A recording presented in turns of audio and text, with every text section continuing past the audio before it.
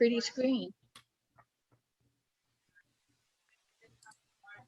All right, so I shared the slide deck. You are welcome to bookmark that slide deck, save it, whatever you need to do. For just a sec, because they're making an announcement. So okay.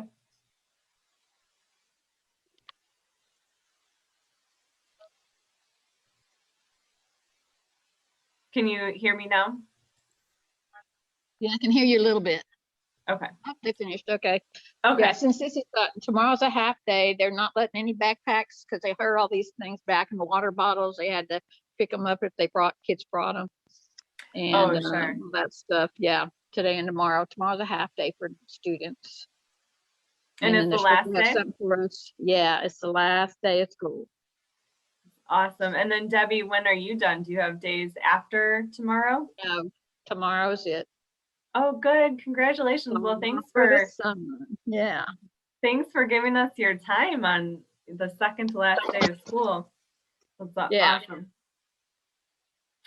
All right. So I introduced myself a little bit. I was a high school math teacher for 15 years before I transitioned to educational consulting. So a lot of these tools I used as a math teacher and feel very passionately about, and I'm glad that I get to share them with you. And I mentioned these partnerships brought to you by Advanced Learning Partnerships and Dell Technologies. And like I said, feel free to interrupt and we'll make sure that this session is catered to your needs. So we want to talk about how to engage students in any environment, whether they're remote or whether they're in the classroom, particularly now as we think about next school year, with students having more devices coming into the classroom, we want to utilize those devices to the maximum potential. And we really want to focus on how to use these tools to help students communicate mathematically. Back in, I guess, March of 2020, we started asking this question, how do you do math on devices? And the really quick response was assign problems from a workbook or textbook, take a picture, submit it somehow. It was just like, email me or like, get me your work. And that doesn't feel good. That's not what we want technology to be able to do for us. So we go back to the drawing board and think about, well, what is math class? What does math class look like? And if you walk into a math class, as you know, Debbie, you see collaboration, you hear thinking out loud. I really love seeing students erase. You know that they're thinking when they're erasing. Critical thinking, justifying their reasoning, talking to peers, responding to feedback. It's so alive. And when we just try to submit math problems online, sometimes we don't have that life feeling of what a math class is. So with all these things in mind, we want to find technology to accomplish this. This year it's been hard to do that because we have mostly virtual. We have some students that are, I mean, it's hybrid, but it's like 80% virtual. Huh? No, yeah, go ahead. Anywhere you want. I have my one student. Oh, yeah. Thank you. Goodbye. Okay.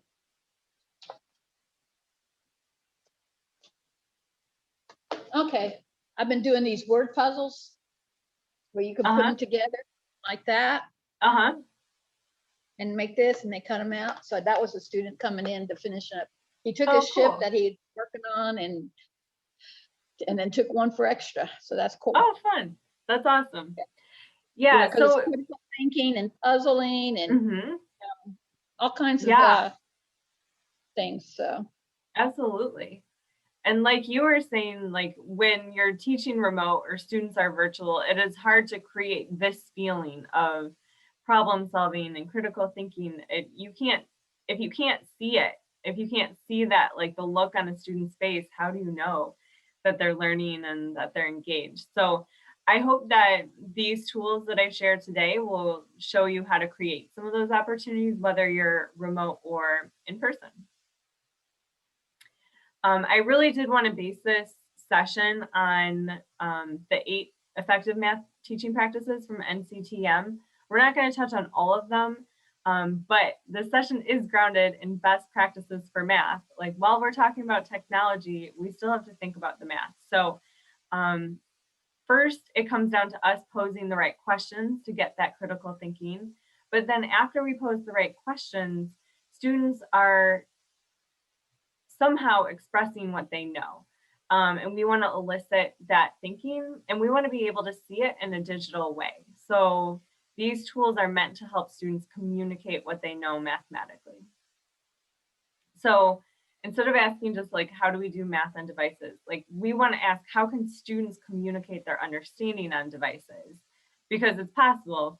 We just want to make sure that we're getting everything they know out of them. So the first thing I have is some links to prompts to engage students in critical thinking. All of these websites are free and they've got prompts mostly broken down by grade level and or content area. So I'm going to demonstrate a few of them today. So we're going to get in to do some math, which will be fun together. But I would recommend that you come back to these prompts if you're looking for different puzzles and questions to engage your students in current content. They're really helpful websites. So I've broken this down into two categories: students expressing themselves synchronously through technology, and that could be in the classroom or if somebody's hybrid and watching on Zoom or something. And then the second half will be students expressing themselves asynchronously. So that's sending them home with homework and they're not working on everything at the same time. Have you heard of the tool Desmos? Yeah. Okay. How do you use Desmos? I don't. Okay, great. Well, I'm excited Sorry. I wanted to, and a couple times I tried.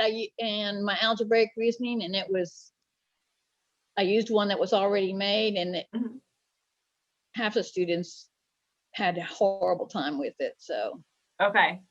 So yeah, we can talk about some different ways to facilitate with Desmos. Have you heard of their tool called Polygraph?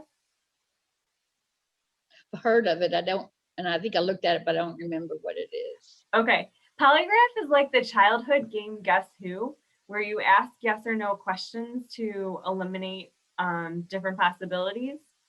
Oh, okay. Do you have a question, Lynn? I was thinking of using that with spelling words. Yeah, there's I made a PowerPoint, but I didn't realize it was something like can you do that with Polygraph? Yeah. So yeah, that would be good for vocab and math too. Absolutely. Graphs and vocabulary. Desmos was originally created as a math tool, but I see so many applications outside of a math classroom too. So I would definitely consider how to pull in vocabulary words. You can create your own too. We'll model what it looks like. Debbie, are you able to like click on the link in the slide deck and join the activity? Let me see. On the slide deck? Yeah. Or on this thing here? It's under Teacher Desmos. On the slide deck. Okay, got it. On the slide deck, huh? Is it on chat? Yes, I can drop it in the chat again. Slide deck, here we go. No, students are released.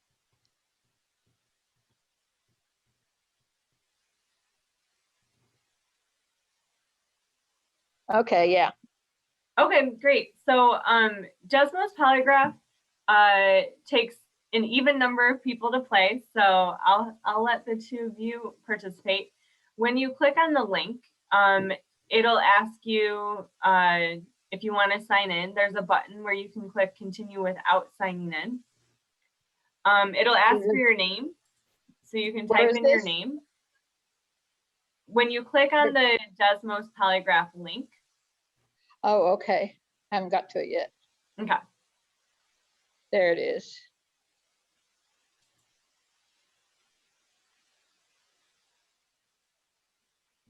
Am I? Oh, I'm playing a practice round. Yeah, if you type in your name. It's like, okay, cool. There's It'll show up with faces and characters, and you could practice asking yes or no questions. But there is a button to click to skip the practice round. So Debbie, if you want, you can skip the practice round to go into the waiting room. Okay. Sign in with Google. You could sign in with Google, or you could click continue without signing in. It's up to you. Small screen warning. Works better on wider screen. I don't know how it's going to look if you're on a phone, but we can go ahead and try. Yep, I'll be the guinea pig.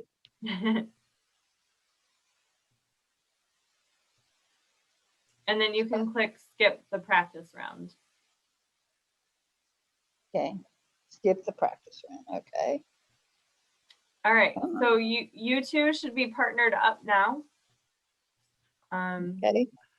I might need help for answers. I have the teacher dashboard, so I'll monitor. I don't know who's who. One of you is the picker. The computer will prompt you to. I picked. Okay. Okay, your partner is He-Ho. Your partner, Lynn Millard. Millard, So you have Millard. I always see it in writing, so I don't know how to say your last name. Millard or Millard? I get called both, but Millard is the way my former husband pronounced it. Okay. So, okay. So I picked something. I'm waiting for your question. Oh, my question. You have to ask me a question about this graph. It has to be a yes or no question. Okay.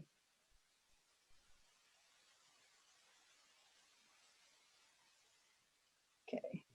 Are there parallel lines? Yes. So I type in the answer yes. Oh, you have to type in your question. Yeah, Debbie, are you on your phone? Are you able to type the question? Okay. Yeah, I am. If I could type, yeah. Just put you, since you said it out loud, just paraphrase it like P line or something, and then I'll answer yes or no so we can move it on. Because typing on your phone is not fun. Yeah. Okay, there we go. I was mostly through, so. Okay. And then that should eliminate some of them. Okay, select graph to eliminate.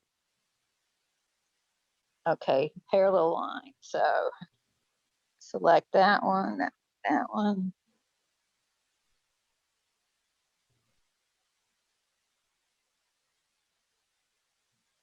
Oops. Okay. Okay, now you still have some lines that are not parallel. Oh yeah, those are parallels. They're just sideways. Got it. Mine. Yeah. Okay. Okay, ask another question. Are there non-parallel lines?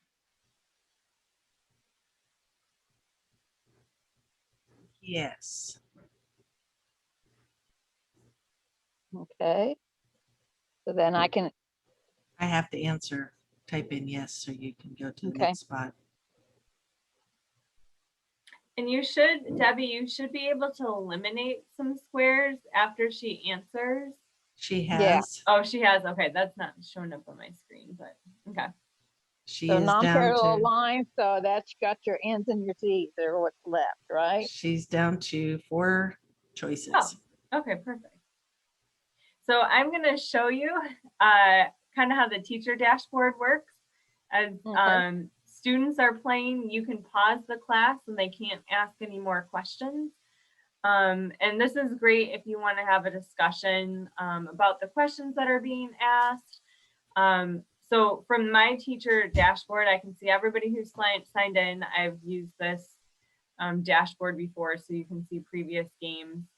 I can click on the game and see how the progress, how it's going, what the questions are being asked. I can anonymize the participants. So if you have a classroom full of students and you don't want them to know who they're paired with, these are the names of mathematicians and scientists from history. So they are real people. And this is a great way to. Let me ask you a question. Yeah. Let me ask you a question. Okay, on my computer, I don't have a speaker. I can hear you, but I can't speak. And I was gonna, can I just have both of them on, and it doesn't have video? So can I have the phone here and then also sign up on my computer where I can do the sure. activities or not? Yep. Yeah, you can. Okay. Yep, that's fine. You should. Okay, so it's the same link. Yep. So it's going to be me twice. Yep. Okay. Yeah, and then I can reshare the slide deck in the chat when you get in. Well, can I go to in the chat? I should be able to see it in the chat, huh? Launch meeting. I'm still on launch meeting, so I think everybody's been using the computer for grades and stuff. There we go, connecting. There you go. I'm admitting you. Okay.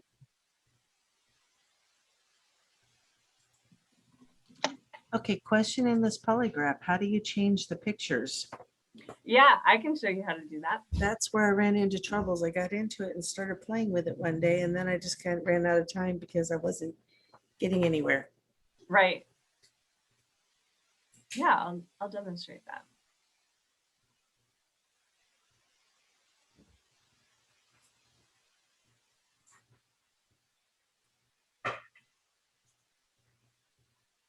Okay, I'm still says I'm connecting, so. Yeah, I see that. I think Zoom is tired.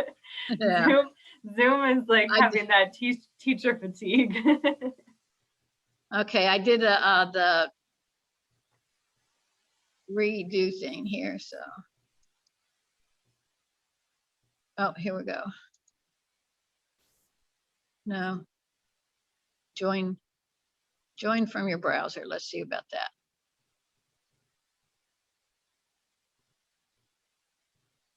Now my connecting says not responding.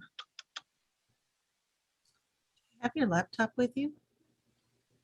Here we go. Close this. Oh, here we go.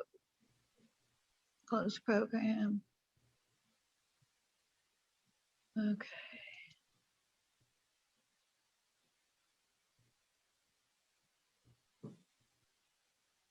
Shoot.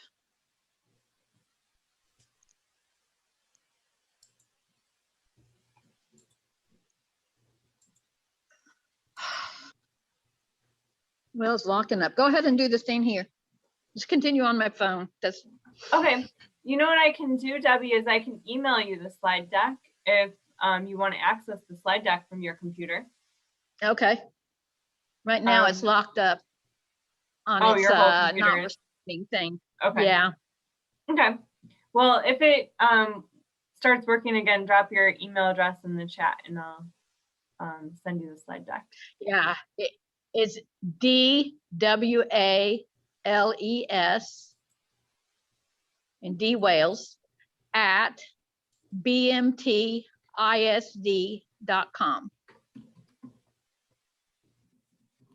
Okay.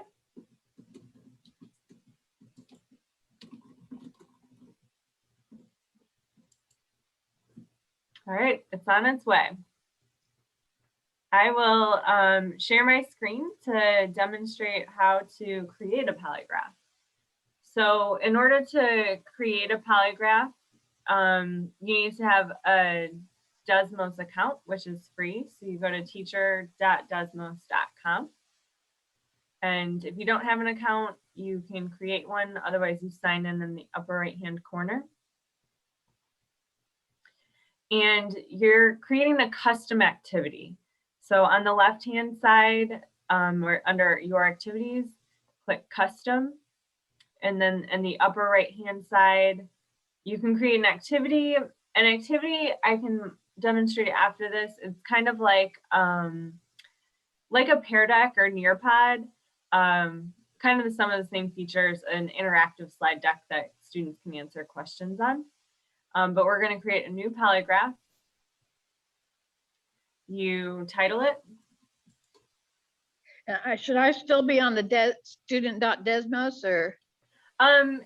You don't have to be anymore. Right now, I'm just modeling. Oh, there you go. Oh, okay. I can try to admit you again.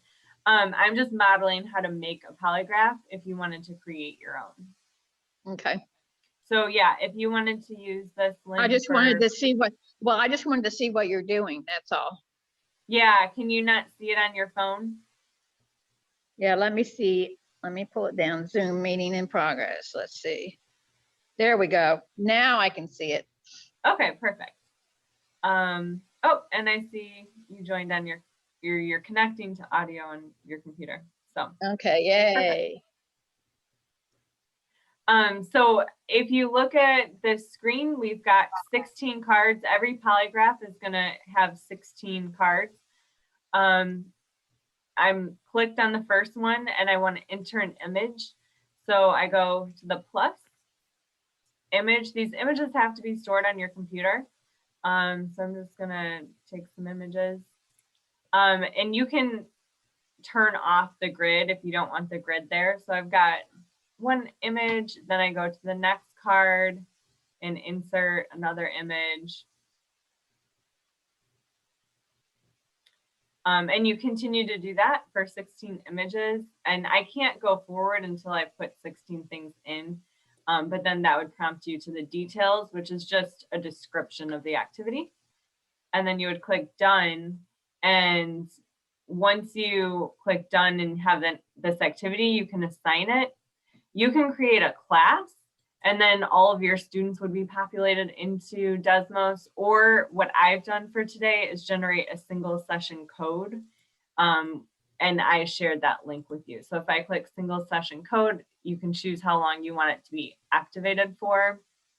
Oh, the reason I can't create a class code is because I really only created 2 slides, 2 pictures. Okay. But yeah, that's how you make one. Also, Debbie, if you're interested for other math examples, if you just search in polygraph, it's going to tell you all the polygraphs within Desmos. So there's a whole bunch here, even related to statistics, and you can search by topic too, but really awesome resources that you don't have to create your own, but you can because they're already there. If we were to put a word in here, how would you do that? So I tried typing it in and I got a bunch of math formulas. So what you would want to do, I think the easiest way would be to type a word in another document and screenshot it. So then the word is saved as an image. I can do that. Okay. Any other questions about Desmos Polygraph? No, I've got to help well, I don't have to help, but I'm working with the ELAR for 3 to 5. And I thought this would be a fun way to study your spelling words. Yeah, definitely. It makes students think to ask those yes or no questions. It seems simple at first, but then once you're trying to eliminate things, those questions become tricky. And I always like to ask, this pair of students got it in 5 questions. Can you figure out the answer in 4 questions? So then it makes them like that one game they see on TV. Yeah. All right. So I wanted to show a few other tools to use math with. Debbie, have you used Jamboard in your math class? No, I just took a class on it. So we'll see. Awesome. Okay, I'll show you how I use Jamboard in a math class. So this question prompt is from a really cool website. It's called mathsvens.com. It's a British website, which is why maths is plural. Yeah. But the idea is you want to write an equation that could belong in each region. So if you're putting in A, you're writing an equation parallel to y equals 4x that does not go through 2, 5, and the y-intercept is not negative. And it is pretty extensive to think about all 8 of those regions. And it's kind of fun because you think of an equation and then you're trying to come up with an equation for A, and then you realize it belongs in F, or so there's a lot of great ways for all students to engage. In terms of using this with Jamboard, I put the image in Jamboard as a whole class activity. I would invite everybody to try one letter. So hopefully as a class, we could come up with at least one equation per letter. I think a lot of times students learn from each other. So if they see that somebody put the equation y equals 4x plus 10 for a, then you could say, what other equations work for a? So students can kind of learn from each other and say like, okay, well, I wonder if y equals 4x plus 11 would work. A lot of different ways to type their answers. They could use the text box. They could type the equation directly into the Post-it. They could use the ink tool. So it's a great way to have a class activity. What I love about bringing devices into the math class is that traditionally you call on students, only one student can talk at a time, but this, every student is demonstrating their thinking for the whole class. I did have a second way that I was modeling Jamboard, and that is asynchronously. So if your students were working on this at home, you might just assign each page to a different student. So student A, student B, student C, so that they could still just learn from each other's work. And then just duplicate the pages. Okay. Yeah. Mm-hmm. And that way they can see what each other is doing. I mean, we might call that copying, but I think it's helpful for some students to be able to learn from others, especially if they're doing homework at home and don't have an idea of what they're doing. It's a great way to try to figure something out for yourself. And because these are open-ended questions, there's so many different correct answers. Yeah, and then for vocabulary and ELAR and stuff like that, you could do this, or you could do with a Jamboard. And the thing like this, you could do questions like what are those called, where you have the word and then you have to say an example and picture and you know, the different things. Yeah. You know what I'm talking about, Lynn? Sort of. But okay, yeah, it's like you have the thing in the center and then you have the 4 things going out. Oh, what is that called? Oh, like a mind map. Yes, thank you. Yeah. Yeah, have you used Jamboard for that, Debbie? No, I just learned about it. So. Oh, okay. I'm going to use it for presentation on Monday. Oh, cool. Oh, wow. I'm doing this for this conference, and I'm presenting for this conference, and I'm doing my collaboration on Jamboard. Nice. Oh, that would be great. I did have a second way that I was modeling the Jamboard for asynchronous learning. If you didn't want it to be collaborative or interactive, if you wanted every student to have their own copy, you could make a bunch of pages for them, attempt 1, attempt 2, attempt 3. So we talked about, you know, when students are virtual, you don't see them erasing, you don't see that process of iteration. But if you tell them, I expect that you're going to make some mistakes, show me what those mistakes are and how you learn from them. So if they have an equation like this one has a negative y-intercept and they put this equation for A, they can show you, oh, I figured out that this equation actually works for F.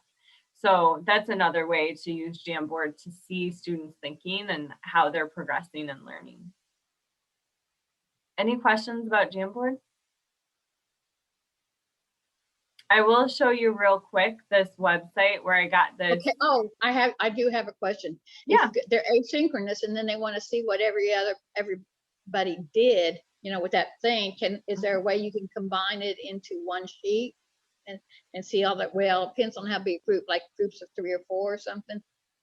Yeah, it might work if you make a Jamboard for smaller groups. If you wanted students to kind of see what everybody was thinking, I would say Desmos would be a better tool for that, because Desmos, I mean, I only demonstrated the polygraph, but there's a activity builder side of things, and Desmos allows you to see 3 of your peers' responses. So it doesn't show you every class. You have to enter your response, and then it says, this is how some of your classmates responded. Okay, So, can you save it and then, so it can't be changed, and then show it to to the other classes and say, okay, this is what this other groups got. What do you think? Are there any mistakes? You think they got it right? Save it on Desmos or Jamboard? Either one. On Jamboard, you can't, like, once it's open and editable by everyone, you could change the rights so that people could view it but not edit it. Yeah. Yep, you could do that. So you go up here to share, and then I have it set anyone can edit, but I could change that. So if you have the link, you could only view it. Okay. And not edit anymore. Okay. Yeah, that's a great idea and a great use of this to make it something that turns into a discussion. Yeah. The MathVens website, it's pretty cool. I'm going to show you mathvens.com. You can search for these Vens by topic. Because it is British, they just use different words for some things, but I think like factorizing or we would just say factoring probably. But I would recommend, that wasn't a good one to pick. There are Vens that are 2 by 2 circles instead of 3 circles. So that would be a good way to get started with your students. Only having 4 categories to fill out instead of 8 would definitely be a great way to start to get your students thinking. The last tool I wanted to share is Flipgrid. Have you used Flipgrid in your math classroom? No. Okay, so the prompt that I have for Flipgrid is an open middle question. Open middle, the website has a bunch of these questions, and again, they're searchable by topic and by grade, and there's a lot of correct possible answers. And so what I love is that students can all be correct, but their thinking is different, and we can value that. So this prompt used the digits at 0 to 9 at most 1 time each to create the inequality. The solution set is x is less than -1/2. So if I wanted students to answer this problem on Flipgrid, Flipgrid is a video recording tool. And traditionally, it was just like recording my face talking, but there's a lot of new features that are really great and applicable for math. So let me demonstrate them.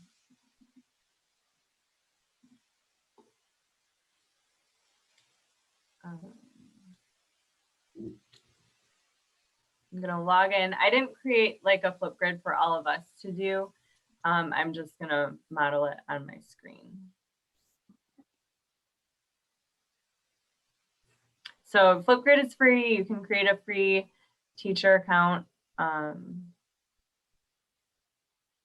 figure out how to X out of this advertisement here. Upper right corner. Oh, thank you. So let me just go to a random one. So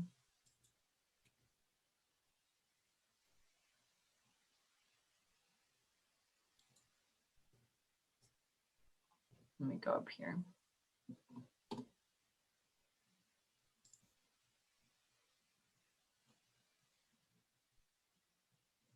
So you, once the teacher is set up a topic, you click record response. And I'm gonna have to turn off my camera on Zoom because my computer gets confused if, retry camera. Okay, so I could just talk into the screen, but it's more fun to do things like record screen. So if I start screen recording, it will ask me if I want a particular tab, and I could record a tab or I could record a window. So I might want to record this slide deck. So it's capturing my screen. If I go to this question, students might want to type into their answer and say like 1x, and if there were text boxes there, I thought there were, they could type. Then I'm going to click stop sharing. So it's capturing my screen. So one way to record the screen, I'm going to delete this video. Another way to record a response is with effects. So with effects, you can get a background or a board. And so you can have dots or whatever you want. There's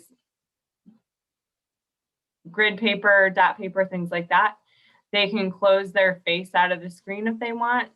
And then with effects, they can get ink, and they might want to set up the problem ahead of time. Something x plus something is greater than. And then by the time they click record, then they can talk and solve the problem at the same time. So they might say 2x plus 3 is greater than, etc. When they're done recording, they can click next. So those are different ways to use Flipgrid. And the cool thing about Flipgrid is that it's collaborative. So once students post videos, all the students can see each other's videos. And so if you want students to be learning from each other, then when they're recording their videos, they can see, especially an open-ended problem or the math bend, they can listen to each other talk and hear from each other. Any questions about Flipgrid? Is there one particular tool that I've shared that you're most interested in using in the upcoming school year? All the above? Yeah, there you go. Awesome. Yeah, because they all have different things and keep students interested. I think we're going to go back to regular full-in class next year, huh? Is that right? Is that what you heard? Block schedule, 2 hours, a little bit longer each day. Oh, we're going to go block schedule. And not 8 good. periods. Then you get, 8 periods, 2, 4, 6, 8 one day, 1, 3, 5, 7 the next day. will we get a prep period each day or only every other day? Every other day they get by with that because That's why of we don't. the per minutes. Yeah, that's why nobody likes block. No teachers like block, I put it that way. Mm-hmm. Well, I hope that these digital tools, if you are in block scheduling, will be useful to keep your students engaged on the days where they're not in class. That I can see that. You can still be monitoring your students' progress. They can still be collaborating asynchronously. Yeah. And if they miss an exercise, pardon? if they miss an exercise by putting it in Google Classroom, they can make it up. So it used to be when they missed an exercise that was fun and that we did in class, they couldn't do it. But if we're doing it like this, they still can, and you can still put a grade to it for participation. That's what I like about this year is both the teachers and the students have gotten very familiar with the Google Classroom, using it. So. Yeah, that's awesome. Well, I appreciate you taking your time today to come learn about math tools, and I encourage you to bookmark that slide deck just so you can get back to the resources. If any of those math prompts interest you, you can go back and find them and all the tools, learning more about Desmos. We in the fall are going to offer a couple more Desmos classes specific to Desmos. So I think I'm going to have a whole class on Polygraph and a whole class on Activity Builder. So if those things are interesting to you, make sure to look for those offerings coming up. Okay. I hope that you gained something that's going to be applicable and useful in the upcoming school year. Yay. I know I did. I learned about Desmos in previous lesson, but I didn't have it where I could apply it yet. So the second lesson has really helped me. Good. Thank you. Yeah, absolutely. And my contact information is at the bottom of the slide deck. So if you have any questions as you're trying to integrate it, please feel free to reach out and email me. I'm happy to answer any questions. And Debbie, I sent you mine, so you can ask me if you have questions too. Okay. Okay. Sounds I- good.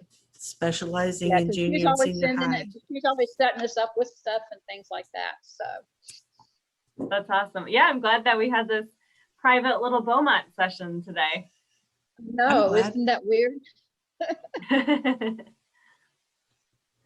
Well, So thanks now for we your can go time. and melt in the 90-degree heat and Yeah, That's what I humidity. was, It's not much cooler up here in Chicago. Oh, I that's think we're true. hitting 90 today as well, but maybe a little bit less humid. Depends on where, if the wind's blowing off the lakes or not, huh? That's right. Exactly. Exactly. Well, Debbie, it was nice to meet you. Lynn, great to see you again. I hope that you all have a great afternoon, and thanks for coming today. thank you, Okay, Pam. thank you. Great to see you, Lynn. Likewise. Yes, Bye-bye. Lord. Bye.